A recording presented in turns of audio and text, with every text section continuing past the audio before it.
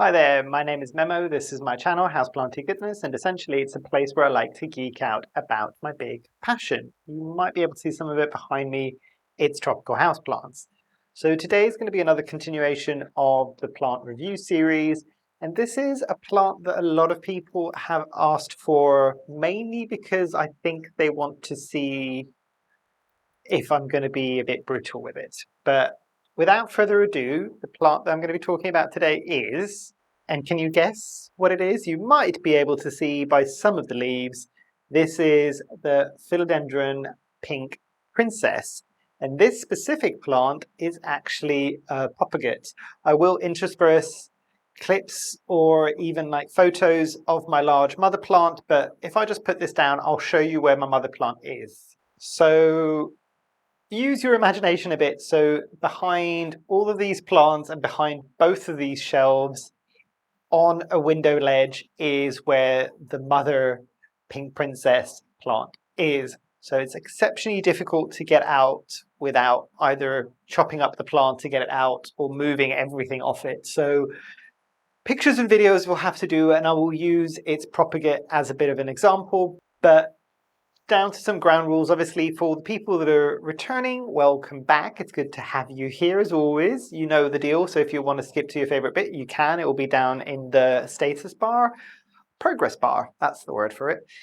And for the new people that are joining, welcome to the slight insanity that is this review series. And as I said, a bit of the ground rules for this is there is no way for me to make this series or this video, any of these videos, unbiased. They are my review on my plants in my care, in my conditions. My conditions for the newbies that are kind of coming along is in a conservatory in the UK, and whatever that might mean in terms of cold in the winter, hot in the summer, light levels, humidity levels, all of these things.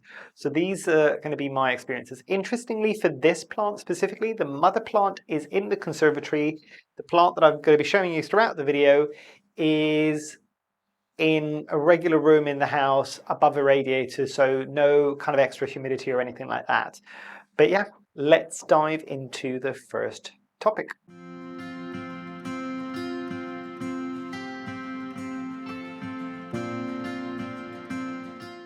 So coming into the background for the Pink Princess, and I'll bring it in a bit closer so you might be able to see. I'll try not to shake because this is in a self-watering pot with pon, so it is a bit on the heavy side, but you can see some of the newest leaves have got that very, very dark color. They're almost black looking. They are definitely reading, at least from what I can see in the camera, they're coming out almost black.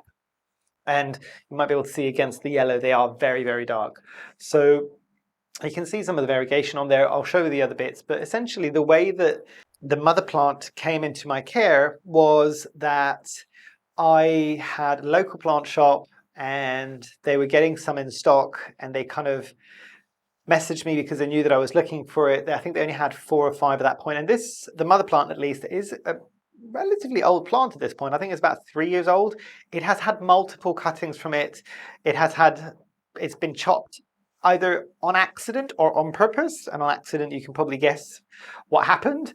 But yeah, I think I've had this, and I'll have it on the title of the video, either 3 or 4 years. So it's been going for a while, at least the mother plant, not this. I keep saying this. You know what I mean. But and they had one that was probably nowhere near as bushy as this. And the only reason why this is bushy is because if I'm looking at it from the back here, there were 4 cuttings that were in here. That's why it's as bushy as it is. And that's a good point to say about this plant. If you've literally bought it from a store and they've only got the one growth point, it can get a bit leggy and it can look a bit like a stick with some leaves. So, and it can grow quite tall as well. It is a vining plant as far as I can tell in terms of the type of philodendron that it might be. So it's got more of a, yeah, so it will attach to the trees rather than it being kind of a rosette form of a philodendron. But they had the plant, when I went to get it, there was a few there to choose from. Interestingly enough, the one that I chose probably had the least amount of pink, but at that point, and this was a couple of properties ago, I didn't have an awful lot of space. So even back then, I was just like, I would like to go for a bigger plant in size. And they were all the same price at that point. And this is before the craze for the Pink Princess had really, really started. And back then it was difficult to find because not that many people were asking for it, rather than there was too many people asking for it, if that makes sense. But I went for one that had less variegation on it because it was smaller than the rest and I could fit it in my space. In hindsight, I should have probably maybe gone for a slightly bigger plant and kind of found the space because it would have had more variegation. But yeah, it was purchased for the reason of size rather than variegation.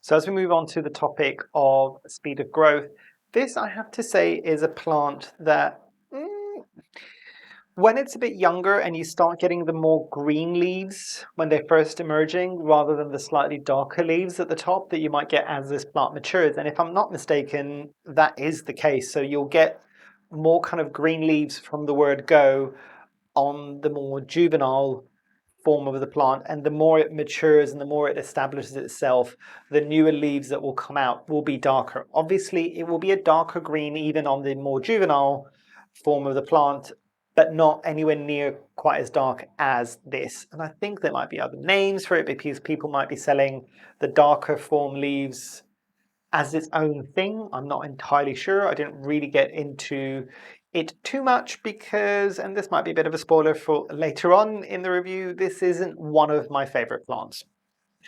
So you will understand why I threw out the video.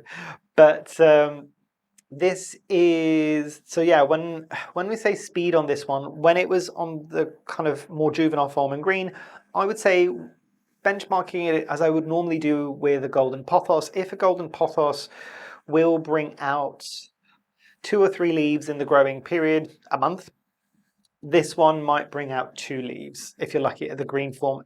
In the darker form, it does slow down a bit more, so it'll be 1 leaf or 2 leaves if you're really, really lucky. So it does get a bit slower, but overall, in relation to a lot of other philodendrons, it's not particularly slow. It's not particularly slow growing as a houseplant generally, but it won't be something that's going to be bringing out leaves constantly and really, really quickly in succession. It does take a while for it to establish. I will say the mother plant is in soil behind me. This is in pon. Have I seen a difference in terms of the speed of growth? Probably not, to be fair. They both grow around the same speed. And I've touched on this on other videos that sometimes the plants that I put in pon is because I want them to slow down a bit because they can get quite big quite quickly. This one is kind of on par actually, so it didn't make too much of a difference, but I'd be very curious to see what your experience is with this one.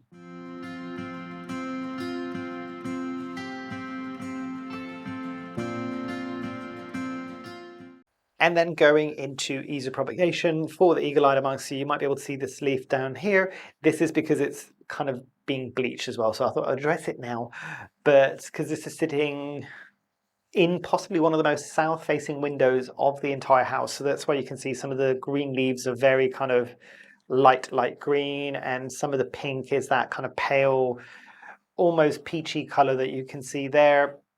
And there are some newer leaves. I'm trying to see, there is one right at the back here, and I'll try to insert some clips as well, so you might be able to see, I don't know whether or not this is going to come up, but you might be able to see there, that's a bit darker, both the pink and the green of the leaf. But yeah, in terms of ease of propagation, this should be a good example for you. So there was 4 cuttings that I added in. I don't know, I think potentially this one stem that is the thickest and the most mature out of all of them might have been a top cutting. Everything else was a mid cutting, and it's growing out quite nicely. The reason why the leaves are still as small as they are is because I kind of stuck them in pon, went straight into a water reservoir, put it there and let it do its thing. I've talked about my feral plants on other videos. This is another one of those feral plants. I'm just like, do what you want to do. If you survive, you survive. If you don't, I don't care. So I didn't give it any support sticks, and I'm not going to lie, the support stick that you're seeing here was literally placed in just before the video because it was worrying me. The way that this is growing, it's kind of almost supporting itself against the wall, but for this video, I'm just like, this could easily snap off, so let's not have a tragedy on the video itself. But yeah, in terms of ease of propagation, water propagation has worked really nicely with this one. Perlite, pon as well, Damsphagnum moss. I have never propagated this directly into soil, but I would imagine it's okay. I mean, if I'm not mistaken, the Pink Princess originated from the Philodendron erubescens. I might be wrong. If you think that I'm wrong and you know that for a fact, let me know down below. But yeah, it's a relatively straightforward plant to grow in that respect. Not the fastest of the erubescences or plants that have started off from erubescence, Philodendron erubescens that I own. So that should tell you something as well.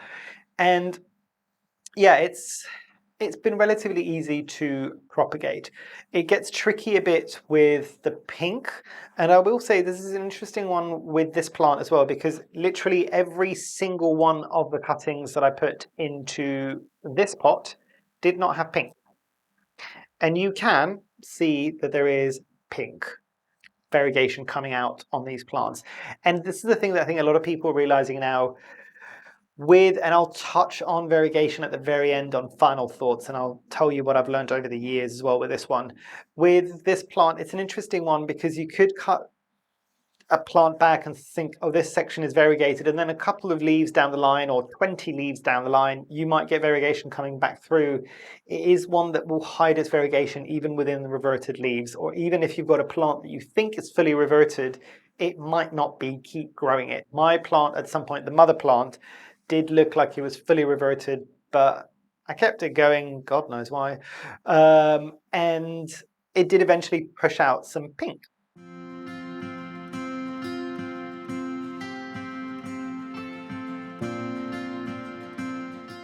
So let's talk availability on this one. And this is going to be the interesting section with this one, because when I got this back in the day, it was probably mid to high double digits. And that was a really good price for it. After that, it spiked. It went through the roof. I remember at some point during the pandemic, when I was looking at this, they were selling single leaf cuttings for nearly £300 or £400, which is insanity, especially considering how variable the variegation can be on this plant. And that's the other thing as well to kind of keep in mind with pink princesses, at least how it stands at the moment. And I'll give you a little side story in just a moment on this one. With this plant, actually, before I do that, this plant, I think at the moment is a lot more affordable and a lot easier to find and nowhere near as expensive as it was back in the middle of the pandemic when everybody was in lockdowns. But the challenge with this one, it does come down to genetics.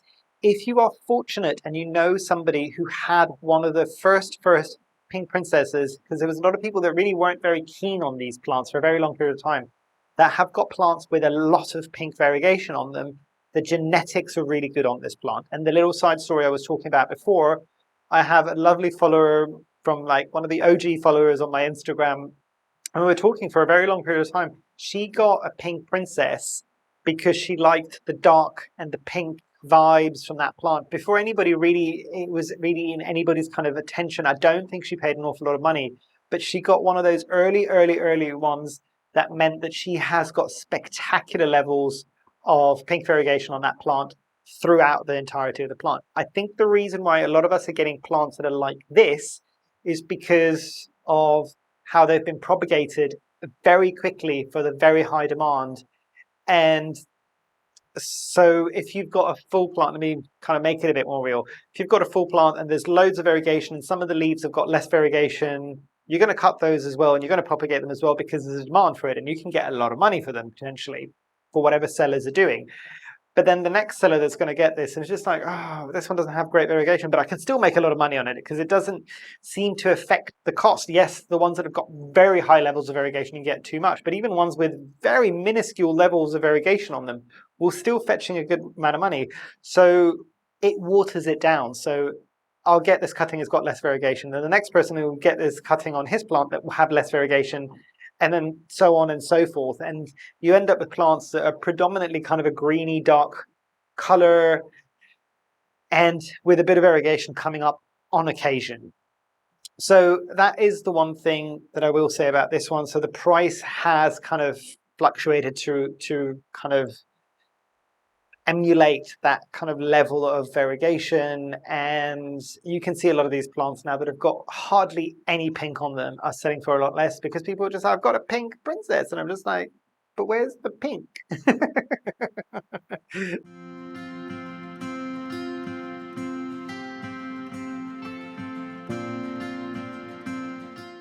And looking into pests for the Philodendron Pink Princess, generally speaking, I've not really had too many problems. I'm trying to see if there's many pests on this one. On the mother plant, because of where it is, it's kind of mealybug central, but it doesn't seem to ever get completely out of hand with that one. I do treat all of my plants that I've got mealybugs on them on a regular basis, so it's very, very manageable. So to give you an idea, a plant that is maybe 6 times the size of this or even 7 times the size of this might have 4 or 5 mealybugs on it at any given time. I can deal with that. It's fine. I can just deal with it when I see it. But spider mites, I think, have been an issue with me on this one on occasion. Maybe the occasional thrip back in the day. But other than that, it's nothing. It's not like an alocasia that can get decimated relatively quickly and have an infestation of spider mites really quickly, or even any of the prayer plants. This isn't that kind of plant. It tends to be a bit more resilient to it in terms of a full-blown infestation. As long as you're caring for it and as long as you're treating it as you're seeing it, it isn't too much of an issue. But yeah, so for me, this isn't one that tends to be particularly pest prone.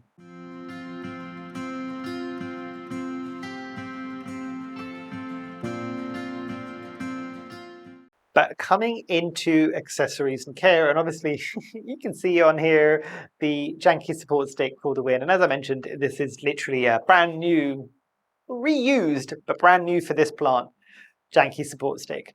And I will say you do need to give it something to hold on to. I've never grown my pink princess on a moss pole or even a plank to see if the leaves will get bigger. And I'm trying to see if I can see, I don't know whether or not this is going to come up. You might be able to see if I kind of cover my face with it, you might be able to see some of that speckling on the leaf. And this is one of the first leaves. That was probably spider mite infestation at some point, or damage, essentially. It was never really infested in any particular way or form. But yeah, so you need to give it something to climb up on. If you've grown yours on a moss pole and you've seen that it has made any real significant difference to the leaf size or the speed or even levels of variegation, is it more happy so it will then throw more variegation out? Do let us know down below. But I've only ever really, even the mother plant is pretty much on one of the largest janky support sticks that I've got, and I think it's pretty much tied onto the plant shelf that you can see behind me, so really difficult to get out. But that's going to be the one thing. And then other than that, it's a pretty standard philodendron. So it gets fertilized the same way that I would do all my other philodendrons. I do kind of pay attention to what is happening. You can see that Cinderella shoe situation there, and I have got clips that I will insert throughout this to see how it's an interesting one in the way that it grows and the leaves will come out. So generally, in my experience, what will happen is, and I'll bring it in again, and I'll have close-ups of this through clips, and you can see how that looks like it's really painful and struggling. So one leaf will do that when it's coming out, and the next one will come out kind of from a different location, so it doesn't have that issue. So that's another big thing that people are challenged a lot of the time with this plant, is that you can lose a leaf because it gets stuck in the cataphyll, and it can be really disheartening. I don't know how it would do so in nature, but again, whether or not the Pink Princess was a man-made variant or whether or not this happened naturally within nature and it can still survive, I don't know. But I would imagine where it lives, it probably, if it would be out in the wild, I would imagine the higher the humidity, the better, in order to kind of get that cataphyll unstuck as quickly as possible. I will say within pon, because that moisture on the root level is managed a lot of the times, I don't ever bother with taking care of any of the cataphyls on this plant, and they seem to do all right. One of the videos that I will show you is one where the cataphyls got stuck, the new leaf has started to emerge, and the next one is getting stuck. I might see about dealing with that specifically, but it's part in the parcel, more so than any other plant you'll get in the collection. When you hear about people talking about leaves getting stuck in cataphyls, this is the big one. But other than that, it doesn't really have any major care requirements.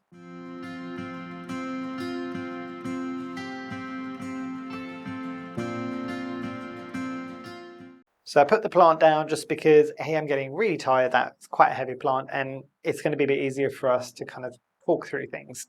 So in the final thought section, like I always do, I will kind of say, if I had the knowledge that I have now of this plant and I didn't have it, would I purchase it? Absolutely not. It's, for me, possibly one of the most underwhelming plants in my collection. Because I'm not one of those people that goes gaga over pink plants, generally speaking. I know there's a lot of people out there that are really into their pink plants, and no hate to you, you do you. But I like the darker plants, the kind of goth child in me kind of sings when it comes to things like that. And I do like it when it's slightly more mature form, and I'm going to pick it up again and I'll show you these kind of slightly more mature, darker leaves. I do like it at that stage. I do not like it at that green stage. I definitely do not like it when it starts bleaching out the pink as well. And yeah, it's to do with light levels, and you can kind of keep a more vibrant pink, but it will always dull down to a certain point. So for me, the disappointing element of this is it was a plant that had some pink variegation on it. That's good. There's the pink.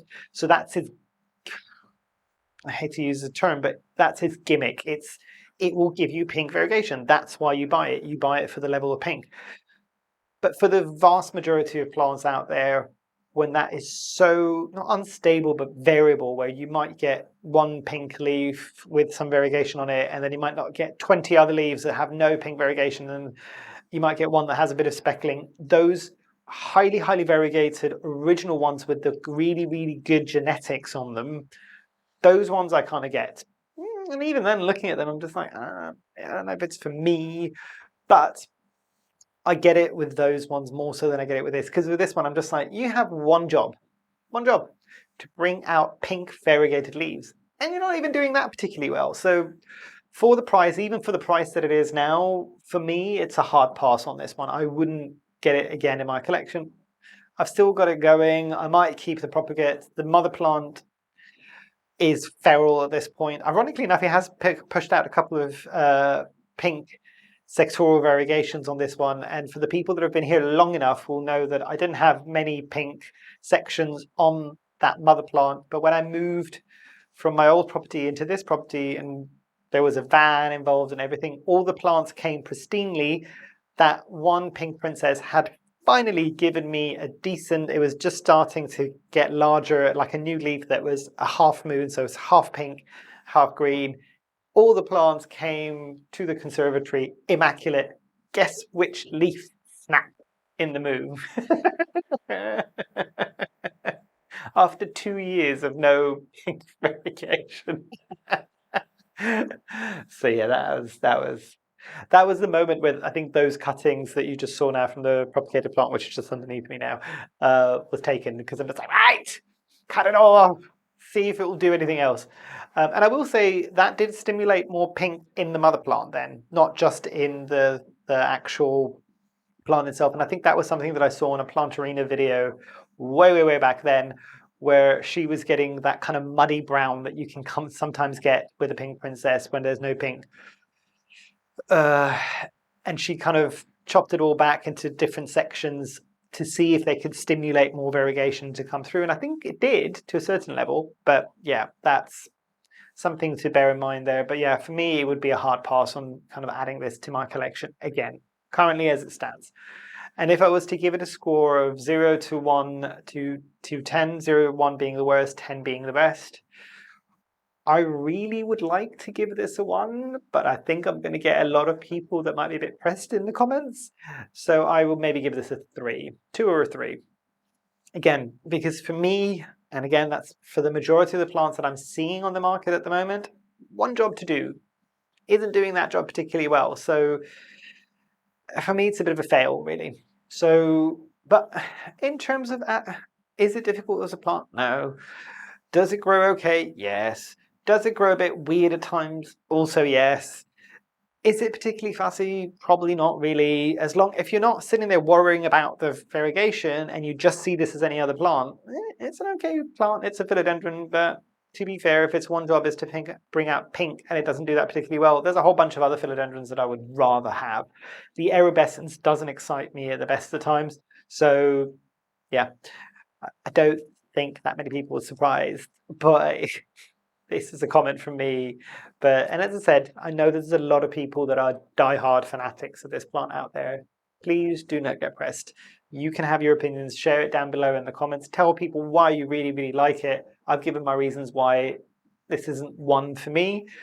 But yeah, I think on that negative note, I really hope this video wasn't that negative, but hopefully you've enjoyed. Hopefully I shall see you here soon. And I truly, truly hope that you have a great rest of your day. Thanks. Bye.